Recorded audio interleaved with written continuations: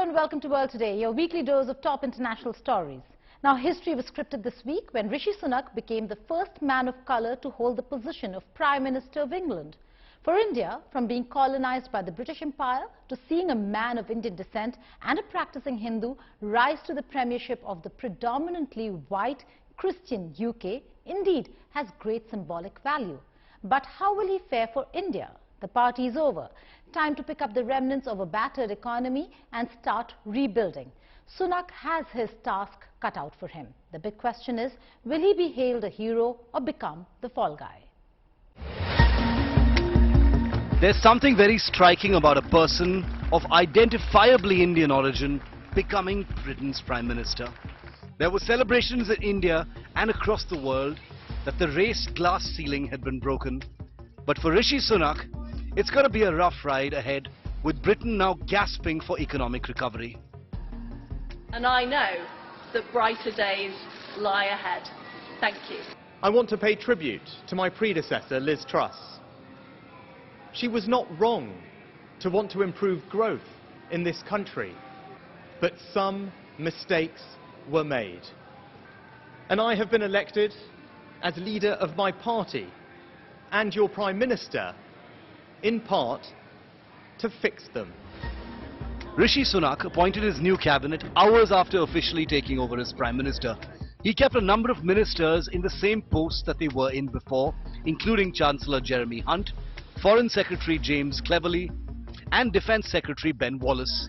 He also restored Dominic Raab to the post of Deputy Prime Minister, a role he lost in Liz Truss's 44 days in office. But the most interesting one was the reappointment of Suella Braverman as Interior Minister less than a week after she resigned from the role for breaching government rules and made news in India for her remarks on Indians overstaying their visas. Indian origin Conservative Party MP Suella Braverman had said that she feared a trade deal with India would increase migration to the UK when Indians already represented the largest group of visa overstayers. And let me tell you, Mr. Speaker, what the Home Secretary will be focused on. She'll be focused on cracking down on criminals, on defending our borders, while the party opposite remains soft on crime and in favour of unlimited immigration. The new appointments clearly spell out that relations with India will not supersede what the new Premier believes is in the country's interests. Sunak is tasked with restoring stability in a country that has plunged into economic turmoil. He also needs to improve bilateral trade with India. Prime Minister Modi spoke to the new UK Prime Minister and re-emphasized the need to conclude a comprehensive and balanced free trade agreement. Ongoing negotiations, as we know, on the FTA, and there is interest on both sides to see if we can work towards a deal, an FTA that is beneficial for both countries at an early date. But this is a negotiation, trade negotiations. Best such matters are left between the trade ministers of the both countries. They've been dealt by the trade ministers of both countries, and I would think it's best left to them. While he might work hard to get a trade deal with India, on all other counts he is a hardliner Brit for whom his religion and his origins are in the realm of personal space. Sunak hardly represents Britain's immigrants. His views on immigration make that evident. Being Britain's Prime Minister is not a trophy but a job, an unenviable position at this juncture when war is threatening to unravel the world economy even further, and the Conservatives are yet to get their own house in order. As the former Chancellor of the United Kingdom, Rishi Sunak has achieved many firsts for a man of Indian origin. He has now been chosen as the newest UK Prime Minister, making him not just the youngest, but also the first Indian origin Prime Minister. Let's take a look at his journey over the years.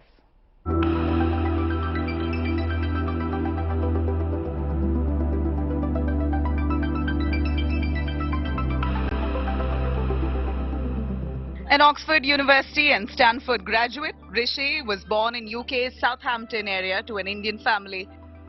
He is the son of pharmacist mother and a National Health Service general practitioner father. Sunak's grandparents are from Punjab. He's married to Akshata Murthy, who is the daughter of Infosys founder N.R. Narayan Murthy. Sunak and his wife Akshata Murthy grabbed a spot on the Sunday Times Rich List in May 2022. Sunak became the first prominent British politician, at the time Chancellor, to have entered UK's wealthiest people's list. Sunak met his future wife while studying for an MBA at Stanford University in California. The couple, who tied the knot in 2009, have two daughters, Anushka and Krishna. Sunak became the Member of Parliament in 2015 after he got elected from Richmond, Yorkshire. In February 2020, he was designated as the Chancellor of the Exchequer, the most important UK cabinet post. Sunak was widely appreciated for his economic package for employees and businesses during the COVID pandemic. He was, however, criticised for not providing enough cost of living support to households. The politician never forgets to pay tributes to his Hindu roots, which makes him popular with the people of the Indian origin. Sunak lost the first round to Liz Truss, who trumped him to become Prime Minister, only to resign 45 days into a tumultuous tenure. This time, Sunak has pledged to fight the profound economic crisis that UK is currently facing. When it comes to arguing for the union, it's easy to think about, well, make the argument about borrowing, how will Scotland manage, what about their currency, who's going to pay their pensions, what about trade? Now, those are all important arguments, but we have to remember nationalism is very seductive. It's a romantic idea, and we have to fight that idea with an argument that speaks to people's hearts. And my grandparents emigrated here, not to England, they emigrated to the United Kingdom, and it wasn't geography for them. It represented a set of values, and we have to make an argument about the union that is based on those shared values, that speaks to people's hearts, and that's what I will do as Prime Minister. And escalate heat on Putin's Russia for the Ukraine misadventure. He earlier denied any connections with Infosys, part owned by his wife, which continued to operate in Russia during the war in Ukraine, and unite his squabbling Conservative Party. I was a person who set up furlough in a matter of weeks, right? When everyone said to me, well, how will you do this? How will this work? We don't even know what the word means, let alone how we're going to administer a system that is going to actually make sure that we pay the wages of 10 million people. And every single newspaper, as they told me afterwards, had kept space that day to write the story that the system would never work. And it did, because that's what I do, John. But when they come across difficult problems, I get to grips with them and I solve them. That's what I will do as Prime Minister. The challenges are indeed enormous, but as they say, Rishi is ready. Bureau Report, India Today. On Spotlight this weekend, we discuss Rishi Sunak coming to power and how it will impact India-UK relations.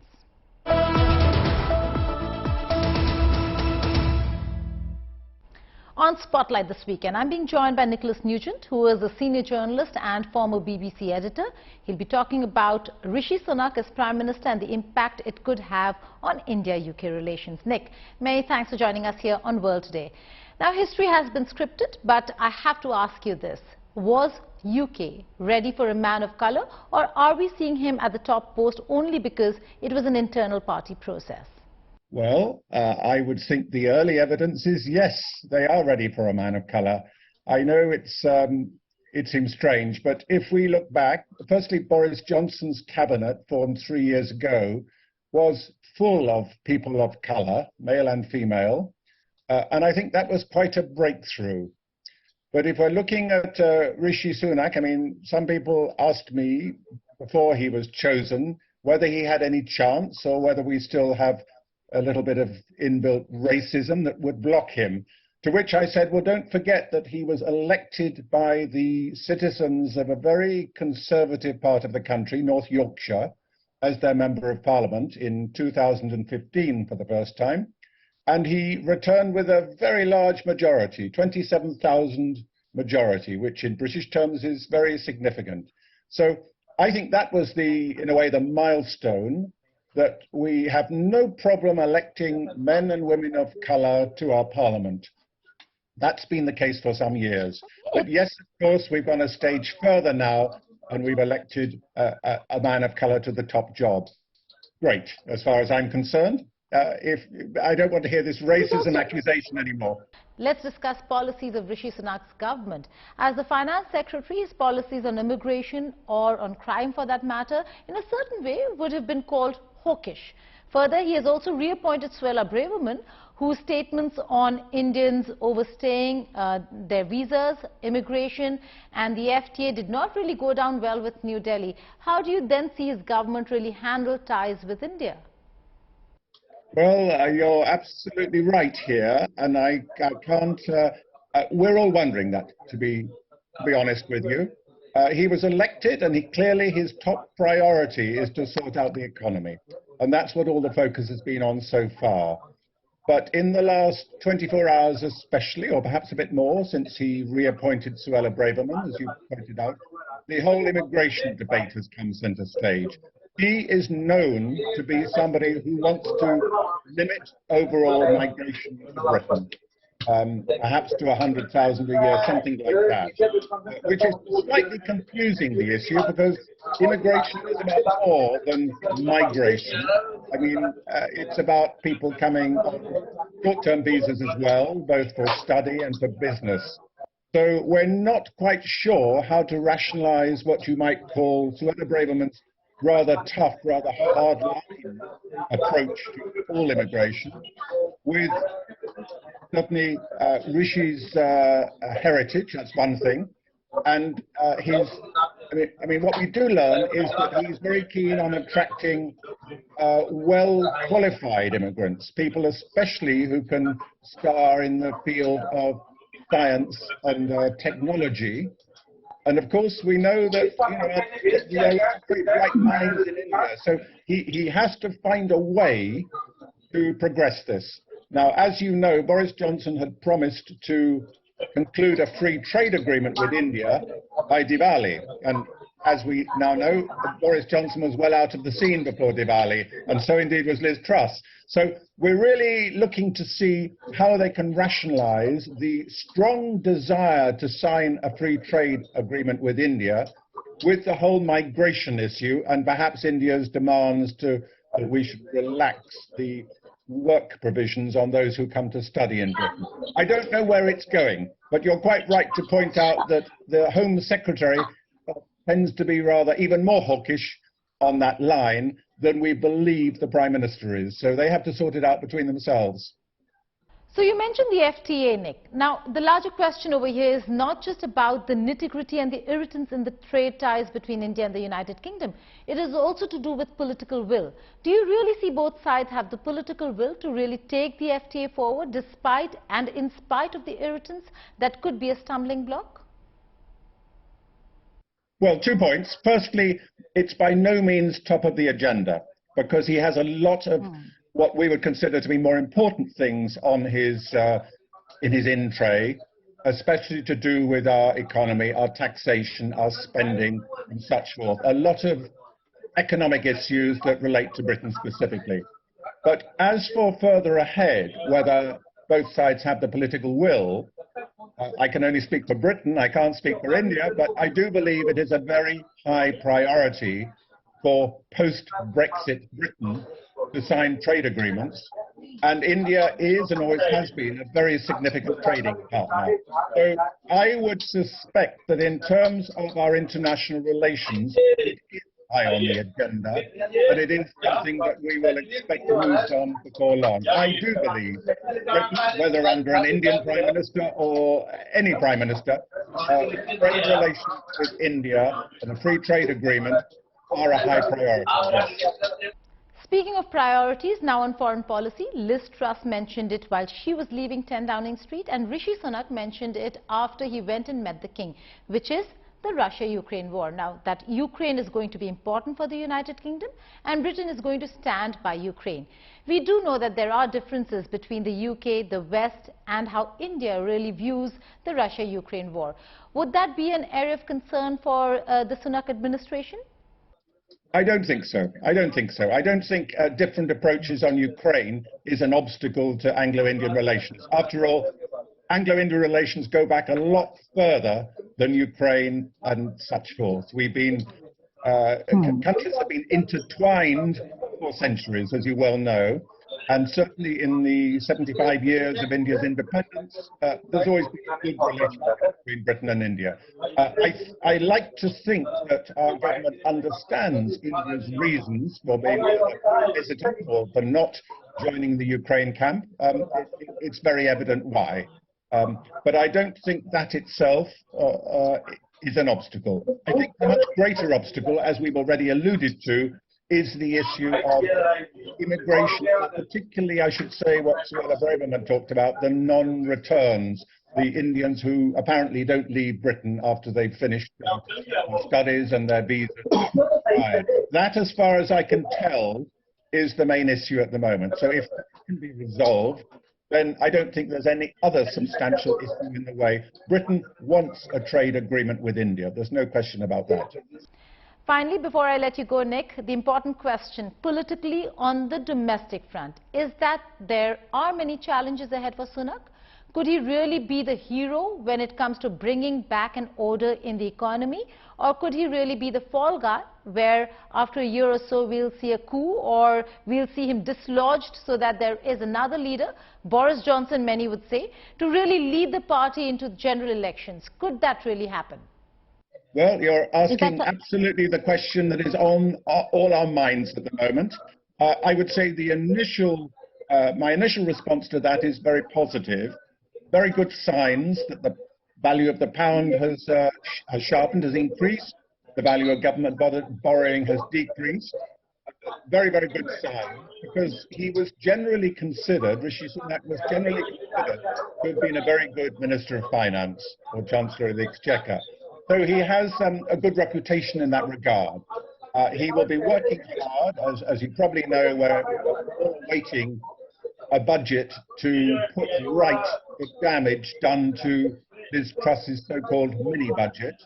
And now it's been delayed. It's going to be, I think, 2.5 weeks ahead. So a lot depends on that. You know, that's how we will get, we've got the initial judgment, it's performing well. The second judgment will come when that statement comes on the 17th of November. So the signs are good.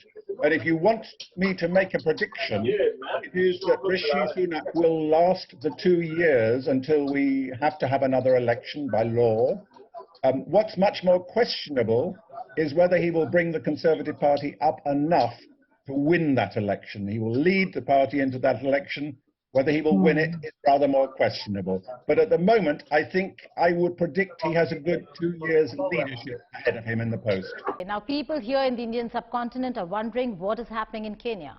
Why has it become so unsafe? There have been 2 serious instances in Kenya, one where a Pakistani journalist was killed in an alleged police shooting, and the other where 2 Indians, of which one is a former executive of Star Plus, Zulfikar Khan, have gone missing for close to 2 months now. No news or proof of life yet has his family and friends worried. Here are the details. 2 shocking cases of kidnapping and killing in Kenya. This is an Indian journalist and former Star executive Zulfikar Khan, who along with a friend Zaid Sami Kidwai went missing in Kenya almost 90 days ago. According to reports, the pair and their taxi driver, named Nicodemus Moania, were picked up by the Special Service Unit, a group allegedly responsible for many extrajudicial murders in the country. The Indian embassy in Nairobi has been trying to secure information about the 2. Look, a police complaint has been filed there pretty soon after that. Subsequently a habeas corpus petition was filed in the Kenyan court. We understand that the issue is now sub judice in the High Court of Kenya. Our High Commission has been in continuous touch with the Kenyan authorities. Reports indicate that the 2 Indian nationals were in the country to join President William Ruto's election campaign information and communications technology team. Though this is refuted by friends and family who say the pair were in Kenya on a tourism trip. In another hair-raising story, Pakistani journalist Arshad Sharif was killed in Kenya when the Kenyan police claim that Arshad Sharif was shot dead in Nairobi when police opened fire on the vehicle he was travelling in as it drove through their roadblock without stopping. The shooting has sparked outrage in Pakistan, with people demanding the truth behind Sharif's death.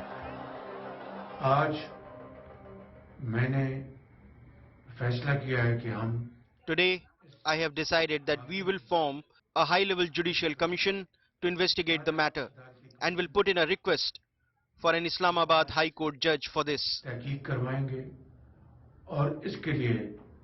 Islamabad के high court के जज के लिए हम दरख्वास्त देंगे। Sharif worked for many years as a primetime television news show host for Ari News in Pakistan and had recently fled the country citing a threat to his life.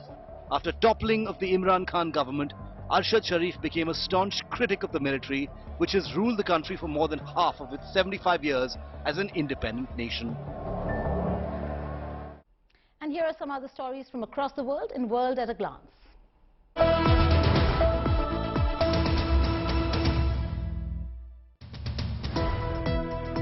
The world's richest man, Elon Musk, has acquired Twitter. Soon after taking over, Chief Executive Parag Agrawal, Chief Financial Officer Nate Sehgal, Legal Affairs and Policy Chief Vijay Gade, and General Counsel Sean Edgett have all been sacked. 40 days after Mahsa Amini was murdered for not wearing a hijab, more than 10,000 people gathered at the burial site of the Iranian woman. It was a fitting tribute to a brave woman whose death in custody has triggered off global and nationwide protests. Israel and Lebanon have officially approved a landmark agreement laying out their maritime boundary for the first time. The US brokered deal will enable both the countries to conduct offshore energy exploration. A Thai business tycoon and transgender activist purchased the Miss Universe organization for $20 million. Chakrapong Gang, who controls JKN Global Group Public Corporation Limited, is a celebrity in Thailand who has starred in reality shows and is outspoken about being a transgender woman. In a direct jibe at ex-Prime Minister Imran Khan, DGISI Lieutenant General Nadeem Anjum said it is not possible that the former Prime Minister met Army Chief General Qamar Javed Bajwa at the night and called him a traitor by day. The ISI chief said that the military has been under a lot of pressure since March but decided to limit itself to its constitutional role. That's all in this edition of World Today. But before we go, the debate on climate change continues to rage on activism versus vandalism. Leaving you with visuals of two activists from Britain's Just Stop Oil who covered a waxwork model of King Charles III with chocolate cake. The two activists stepped onto the dais showing the waxworks of Charles, Queen Camilla, Prince William and Prince Catherine before revealing Just Stop Oil t-shirts under their clothing. Both of them then pushed the sweet treat into the model monarch's face.